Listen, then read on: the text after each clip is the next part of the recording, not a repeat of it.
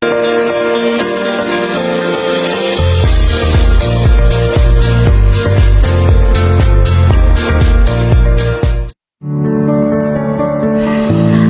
siang pemirsa, sahabat muda semuanya, calon siswa dan calon wali siswa LPB Argo Taruna yang ada dimanapun berada. Luar biasa, hari ini kita kedatangan tamu, salah satu dokter spesialis anak di Madiun yang sudah sangat legend ibaratnya gitu. Legend dan terkenal ya. Beliau luar biasa. Beliau bukan salah satu dokter yang senior, paling tua bukan yang paling tua dok. Jangan yang paling tua, yang paling senior ya. Beliau luar biasa dedikasinya di dunia kedokteran anak. Kita perkenalkan pada siang hari ini. Selamat siang dokter. Selamat siang Bu, selamat siang. Dokter, bagaimana kabarnya hari ini? Alhamdulillah baik ya. Baik. Iya. Selalu sehat ya dok. Selalu ceria nih. Setiap hari dokter Iskandar selalu ceria. Iya, harus berusaha begitu. Iya, ceria. Karena yang ditangani anak-anak, ngaten gedek. Baik, dokter, terima kasih kehadirannya di podcast terima LPB kasih Argo Taruna hari ini. Terima kasih. Mas Nur sudah menyempatkan waktu di tengah kesibukannya dinas di rumah sakit. Masih berdinas di rumah sakit ya dokter? Masih, tapi karena saya sudah pensiun. Pensiunnya saja sudah 24 tahun. Sudah 24 tahun. Lah ya, 24 tahun pada umur 60 waktu itu ya. 60. Wah, tinggal ngitung aja ya Bu ya. Gitu ya, jadi zaman saya biasa. makanya saya bekerja di swasta ya, di rumah sakit swasta. Di rumah sakit swasta. Rumah sakit Baik, swasta. dokter, terima kasih kehadirannya sekali lagi di LPB Argo Taruna. Pagi ini kita akan sharing mengenai tema kesehatan anak. Ya. Beberapa saat ini kan kita atensi ada salah satu berita tuh dok di Sukabumi, kasus cacingan pada balita atas nama Naya kalau tidak salah, itu ditemukan dalam kondisi yang memang sudah kondisinya sudah akut dokter, dan akhirnya tidak tertolong walaupun sudah diusahakan untuk dibawa ke rumah sakit. Dokter, fenomena cacingan itu atau penyakit cacingan sendiri itu sebenarnya apa? Terus kemudian sistem penularannya itu bagaimana dok? Iya, saya kira begini ya Bu ya. Sebetulnya cacingan itu untuk Indonesia ya, untuk cacing yang seperti yang ada di Sukabumi ya. Maaf orang Sukabumi ya. Jadi bukan maksud kami untuk Sukabumi. Ya, yang cacing yang terjadi di sana akhir-akhir ini, bahwa sebetulnya cacing itu adalah biasa ya kalau untuk di Indonesia. Karena memang iklim di Indonesia itu memungkinkan untuk itu. Tropis ya dok? Ya, tropis, lembab udaranya, dan biasanya cacing ya subur dalam keadaan begitu ya.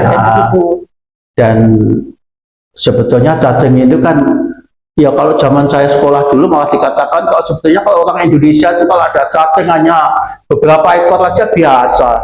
Dulu waktu kecil kadang gitu ya, begitu ya. Diobati cacing terus.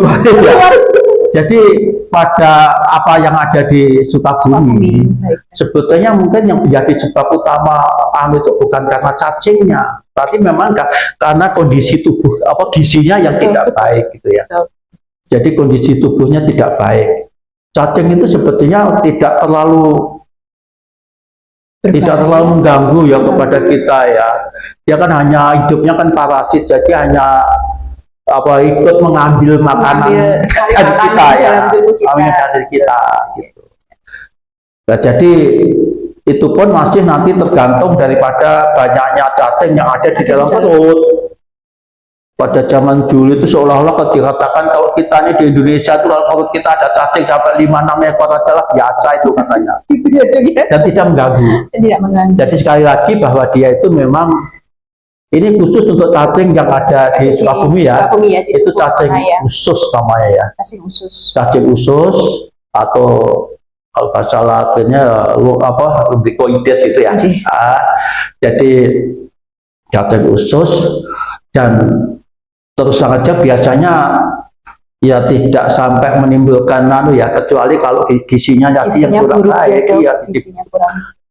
Saya pada waktu sekolah dulu juga sudah mendapatkan yang begini-begini itu. Waktu itu kan kondisi Indonesia kan ya masih kayak gitu dulu ya.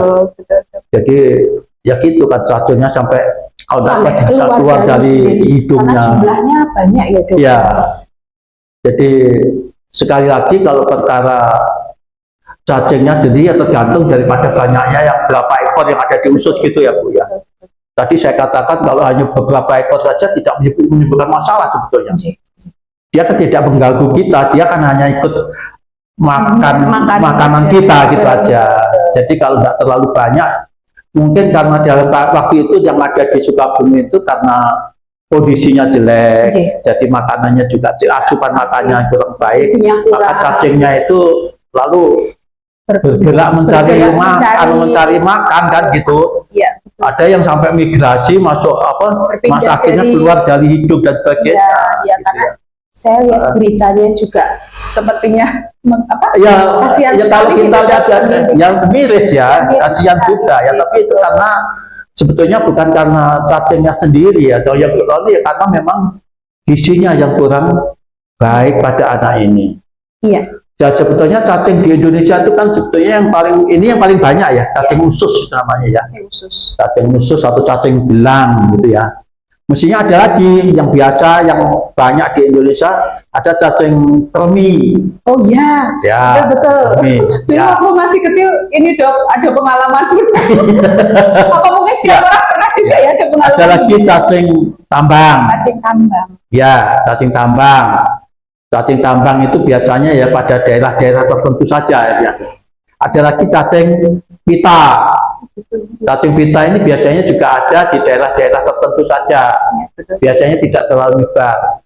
Dan sebetulnya cacing usus sendiri itu juga kalau untuk daerah-daerah yang kondisinya baik, artinya kebersihannya baik, biasanya mungkin jarang ya. Jarang sekali gitu. Jadi itu biasanya terdapat di daerah-daerah yang ya kesehatannya kurang baik, apalagi ditambah dengan kondisi ekonominya juga tidak baik, sehingga kondisi-kondisi demikian menyebabkan lalu apalagi yang sering juga itu kan telurnya itu kan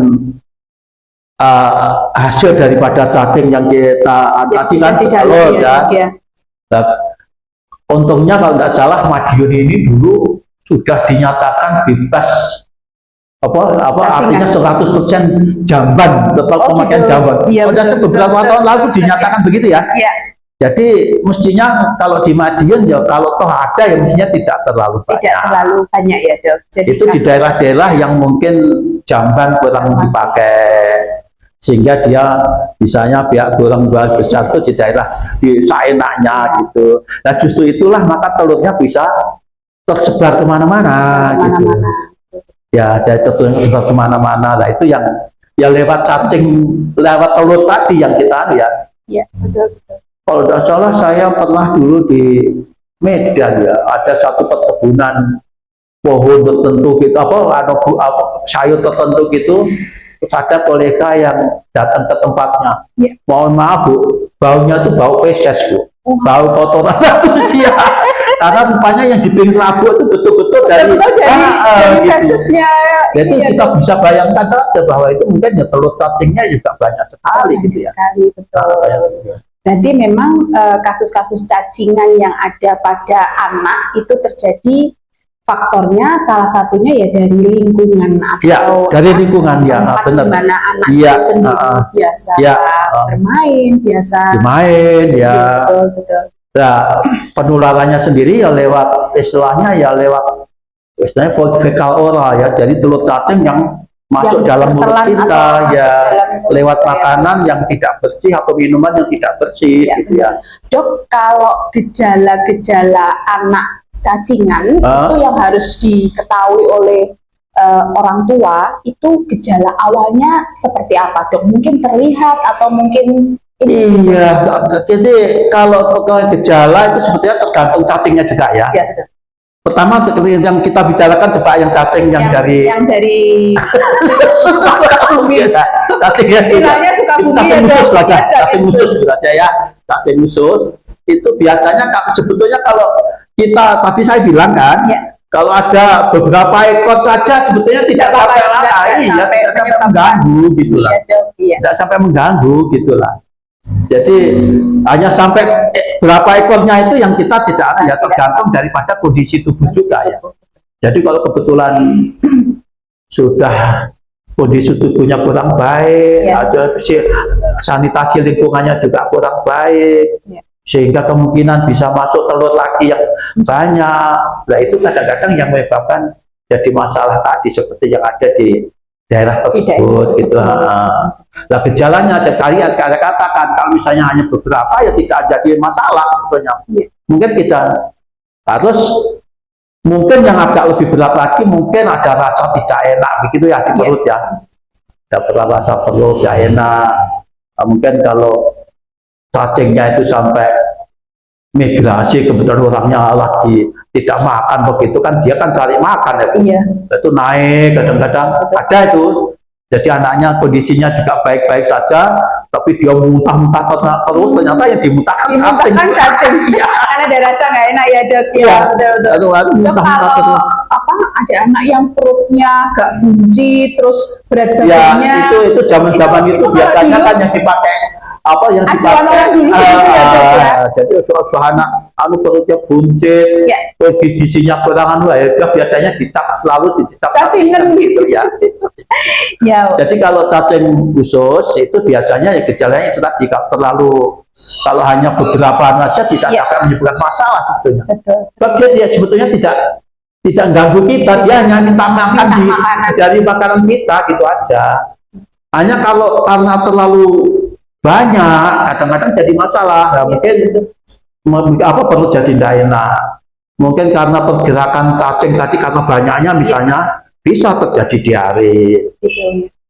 Pernah dulu juga ada saking banyaknya cacing Bu, itu sampai bergumpal gitu.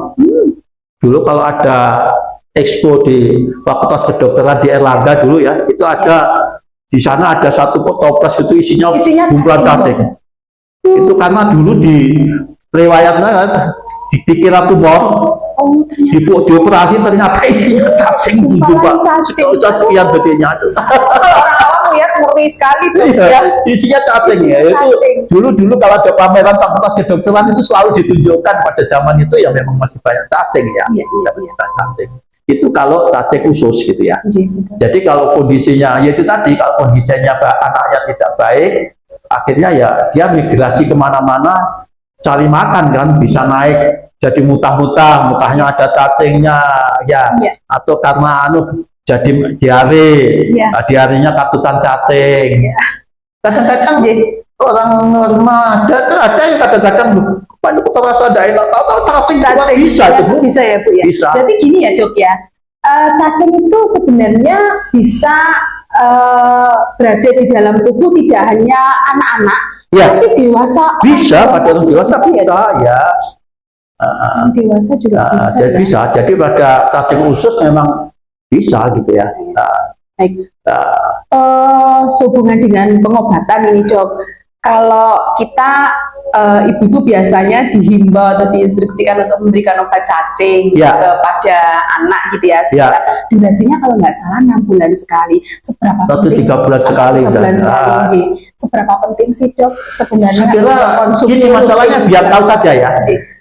Siklus hidupnya itu kira-kira memang cacing tadi 2 bulan gitu Bu. Oh, siklus hidupnya 2 bulan. Ya, jadi dari dia telur masuk ke dalam perut, ya. Setelah itu di dalam perut dia telur tadi kan menetas. Larvanya yang cacing dewasa setelah dari larva itu. Jadi perjalanan itu kurang lebih 2 bulan. Makanya sebetulnya yang dianjurkan untuk mendapatkan obat cacing itu kurang lebih mestinya 2 bulan sekali. 2 bulan sekali. Atau kalau jadi telurnya tadi kan masuk kira-kira jadi dewasa dan siap bertelur lagi setelah umur 2 bulan. 2 bulan. Iya. Jadi sudah dianjurkan. Sebetulnya dulu kalau tidak salah 2 bulan sekali itu Bu. Tidak tahu kalau sekarang mungkin dia dianggap sudah tidak terlalu terlalu banyak kasus-kasus yang jadi 6 bulan sekali. Nah, pokoknya yang penting ya asal anak aja tidak apa-apa. Betul. Yang paling penting ini ya kebersihan dari kondisi anak harus. Oleh karena itu obat cacing itu biasanya diberikan dianjurkan pada umur setelah 2 tahun, di mana anak 2 tahun itu kan dia mulai main-main ya, sudah mulai tanah-tanah itu ya. iya betul, Nah, itu explore kemudian kemana-mana, ya betul. tetapi juga tidak menutup kemungkinan saya pernah itu mendapatkan anak umur masih bulanan gitu Sudah itu ada cacingnya sudah. Oh iya iya. Ya mungkin ibunya kurang bersih kan gitu aja, sehingga ada telur cacing yang bisa masuk ke dalam. Iya iya iya. Menurut dokter kalau anak cacingan tuh pengaruhnya sampai ke kecerdasan bagaimana, Dok? Ya itu tadi sebetulnya sekali aneh ya. Sebetulnya kan sekali lagi mengganggunya kan dia kan hanya ikut itu aja kan. Mengambil nutrisi. Nah, kecerdasan anak itu sebetulnya terganggu karena memang kondisi gizi daripada anak tadi yang kurang baik gitulah. Jadi bukan karena cacingnya sebetulnya. Yang mungkin kondisinya sudah gizinya kurang baik, terus kemudian ada cacing, ditambah lagi. Ya, jadi memang berarti mempengaruhi kesehatan kalau karena kondisi tubuh anaknya, memang termasuk kecerdasannya itu karena kondisi anaknya. Pengaruh ya, Dok ya. Bukan sebetulnya bukan secara cacingnya secara langsung tidak. Membuat anak tidak cerdas tidak ya, Dok. Tapi karena memang untuk menjadi cerdas itu kan faktornya banyak. Salah satunya kecukupan gizi yang baik. Itu tadi kan mengenai cacing usus ya. Jadi siklusnya itu kira-kira 2 bulanan, makanya dianjurkan ya kalau perlu tiap 2 bulan atau 3 bulan sekali minum obat cacing gitu kalau memang kondisi daerahnya tidak bersih, monggo. Dan obat cacing juga cukup aman, Bu. Cukup aman ya, Dok. Cukup aman karena dijual bebas juga kalau memang beli, dan dosisnya juga karena obat cacing ini sekarang ini cukup aman, dosisnya juga cukup aman juga. Antara dosis umur 2 tahun sampai dewasa itu kurang lebih sama, Bu. Oh, sama? Ya. Tingkat efektivitasnya, Dok, untuk yang misalnya anak orang dewasa atau remaja gitu ya, sama efektif? Kurang lebih sama ya. Soalnya kan obat cacing itu kan tidak diserap dalam tubuh, Bu. Jadi ya, kan, hanya mematikan dia untuk melemahkan cacing yang ada di dalam usus supaya bisa keluar. Hanya sayangnya keluar masih utuh cacing, Bu. itu yang bikin ngeri, Dok. Yang bikin ngeri itu gitu ya. Kadang-kadang takut minum obat cacing kok jangan-jangan pas betul. Iya, ya itu biasanya cacingnya itu. Ya dokternya aja masih ngeri. Dokternya masih ngeri ya, Dok ya. Baik, siap, Dok. Jadi dosisnya sebetulnya obat itu jual bebas sudah. Jadi sebetulnya cukup aman-aman saja lah. Aman-aman saja, Dok ya. Jadi kalau misalnya bapak ibu-ibu yang punya anak yang curiga cacing ya, monggo beli di apotek, tidak pakai resep bisa itu. Termasuk obat bebas. Dan dosisnya juga cukup cukup aman lah. Aman ya. Di atas 2 tahun ya, Dok ya. Di atas 2 tahun, monggo. Yang sudah anaknya main-main mulai eksplor kemana-mana. Mungkin ada makan yang kurang matang dan sebagainya. Itu cacing usus ya, Dok ya. Iya. Kalau menularnya cacing antar satu keluarga dengan keluarga yang lain itu memungkinkan nggak, Dok? Ya memungkinkannya lewat itu di istilahnya fekal oral ya. Iya. Fekal oral itu dari kotoran seolah-olah masuk darah mulut gitu lah, seolah-olah begitu. Jadi telurnya tadi lewat termakan masuk dalam mulutnya lewat makanan atau minuman yang kurang bersih. Betul. Berarti ada bisa terkena cacing misalnya dalam satu keluarga memang kalau ada kontaminasi itu tadi ya, Dok ya. Dari termasuk cacing kremi itu juga begitu ya. Ini tadi kita bicara soal cacing yang ada di usus yang sering lagi viral sekarang. Viral sekarang. Baik, ikut prihatin juga ya, Dok. Ikut prihatin juga kok masih ada adik-adik kita yang kondisinya masih seperti itu. Baik, Dokter, ini kan LPP Argo Taruno adalah salah satu lembaga bimbingan belajar khusus di Madiun untuk anak-anak yang ingin menjadi abdi negara TNI, Polri, dan kedinasan. Berarti mereka atau kami memiliki siswa-siswa yang memang di usia remaja. Remaja berhubungan dengan penyakit-penyakit itu tadi, Dok. Kalau mau jadi abdi negara kan berarti harus sehat, Dok. Harus sehat. Tidak hanya pandai, tapi kondisi kesehatannya sendiri juga tetap harus di-maintain sejak dari anak-anak ya, Dok. Betul sekali. Jadi yang sebetulnya untuk kondisi-kondisi tertentu memang harus disiapkan sejak anak-anak Bu sebetulnya. Contoh misalnya, mohon maaf ini bukan untuk siswa taruna ya, untuk ibu bersalin, untuk ibu itu juga mestinya harus disiapkan sejak anak untuk bisa dia bersalin dengan baik. Betul. Makanya sekarang kan pemerintah kan mau menggebu-gebu ini kan, mau ngedrop vitamin-vitamin pada sekolah-sekolah supaya ini sebetulnya untuk something itu ya Bu. Iya betul, untuk mengantisipasi supaya ibu dia nanti menjadi ibu yang siap dan sehat. Ya, berarti kesehatan di usia anak itu sebagai bekal untuk perkembangan remajanya nanti termasuk otaknya Bu. Termasuk otak ya Dok. Iya, itu penting sekali otak itu. Kalau nggak iso, kalau otak ini mohon maaf ini sedikit intermezzo ya. Otak ini kan tumbuh sampai umur kira-kira sampai umur 4 tahun atau 6 tahun lah yang terutama 2 tahun pertama. Perkembangan. Kalau misalnya baru langsung mati aja gede di gendeng percuma sudah. Gede, hasilnya berbeda Dok. Kalau dari awal memang anaknya sudah dipersiapkan. Anak-anak sejak bayi. Kalau ini soal otak ya. Soal otak itu harus disiapkan sejak anak-anak. Masih anak-anak. Bayi bahkan. Ya. Jadi pesannya kepada generasi muda, calon siswa dan calon siswa yang ada di rumah seperti yang digambarkan oleh Dr. Iskandar tadi, bahwa untuk bergabung menjadi anggota atau salah satu abdi negara adalah menyiapkan putra-putrinya di rumah sedari dini ya Dok ya, dari segi kesehatan, kemudian nutrisinya. Jadi memang tidak bisa instan ya Dok. Betul sekali. Nanti kalau sudah bergabung ingin cita-citanya jadi polisi, TNI atau itu sudah siap nggak? Siap termasuk mental dan kesehatannya. Kesehatannya dari awal memang orang tua sudah menyiapkan itu. Betul sekali. Setuju sekali Dok. Jangan instan nanti, kok NS gede, belajar lebih keras lagi. Terutama untuk otaknya itu Bu. Jadi memang nutrisinya dari dini harus segera dipikirkan. Betul sekali. Cita-cita Baik, siap.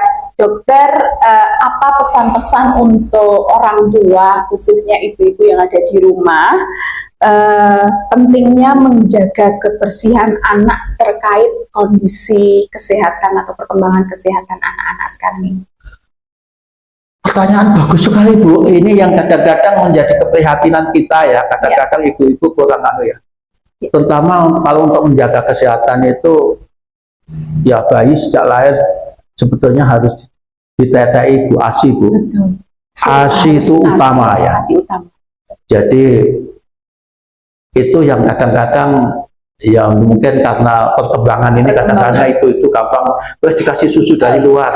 Padahal yang paling baik di dunia itu yang penting lagi kalau untuk kepandaian kesehatan mentalnya itu memang terutama pada 2 tahun pertama ditambah mungkin sampai 6 tahun pertama, sebab setelah 6 tahun itu otak itu seolah-olah sudah berhenti. Jadi memang harus disiapkan itu. Disiapkan itu istilahnya golden period banget ya Dok. 2 tahun pertama, terutama 2 tahun pertama itu. 2 tahun. Istilahnya ada yang bilang 1000 golden area. Itu yang penting sekali. Jadi makanan gizi itu penting sekali. Jadi kalau gede baru dikasih malah cuma Betul, hasilnya berbeda ya Dok. Hasilnya berbeda sekali. Siap. Jadi itu tadi gambaran untuk generasi muda, calon wali siswa dan siswa yang ada di rumah. Kesehatan harus dipersiapkan mulai dari dini, jangan instan. Kalau mau jadi abdi negara ya memang harus dipersiapkan mulai dari kecil, ibu bapak yang ada di rumah. Ini Bu, yang penting juga ini kita kelihatannya sepele soal olahraga ya Bu. Olahraga penting sekali Bu. Sangat penting sekali ya Dok ya. Benar. Mungkin bisa kapan-kapan kita bicara soal olahraga ya Dok ya. Ya mohon maaf mungkin Ya kebetulan atau mungkin saya kebetulan, saya memang sejak dulu menyukai ini ya Dok, exercise olahraga ya Dok ya. Baik, ya kalau untuk di Argo Taruna sendiri atau calon siswa yang mau mendaftar ke TNI, Polri dan kedinasan kan memang salah tesnya juga ada tes fisik juga ya Dok, ada tes jasmani. Jadi memang latihan olahraga rutin itu ya memang dari awal ya Dok ya. Iya. Betul, nggak bisa instan terus nanti push up-nya nanti aja atau kalah sama ini. Iya, kalah nanti. Betul nanti. Nanti kalau dipaksakan nanti kalau ya jantungnya yang nggak kuat kadang-kadang begitu lah. Siap. Jadi pentingnya olahraga. Pentingnya olahraga. Usia yang masih bisa melakukan itu. Mari kita rutin lakukan ya Dok ya di rumah ya. Siap, Dokter, terima kasih banyak sharing-sharingnya. Terima kasih kembali Bu, mudah-mudahan ada manfaatnya ya. Pasti bermanfaat untuk calon siswa dan calon wali siswa yang ada di rumah. Pentingnya menjaga kesehatan, pentingnya mempersiapkan kesehatan mulai dari dini gitu ya, yang sedini mungkin ya Dok, agar tercipta remaja, anak-anak dan tumbuh kembang yang memang kualitasnya baik dan siap untuk menjadi salah satu abdi negara. Mungkin begitu ya Dok. Baik Dokter, terima kasih banyak waktunya. Mohon maaf ya. Jangan bosan-bosan untuk kita undang kembali dengan tema lain. Kapan-kapan kita sharing lagi dengan tema yang lebih menarik lagi. Pasti bermanfaat.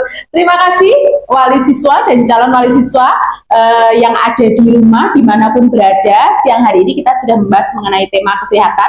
Semoga bermanfaat untuk bekal ya di kemudian hari agar lebih siap lagi untuk menjadi salah satu calon abdi negara. Terima kasih, kami tutup. Assalamualaikum warahmatullahi wabarakatuh. Waalaikumsalam warahmatullahi wabarakatuh. Ya.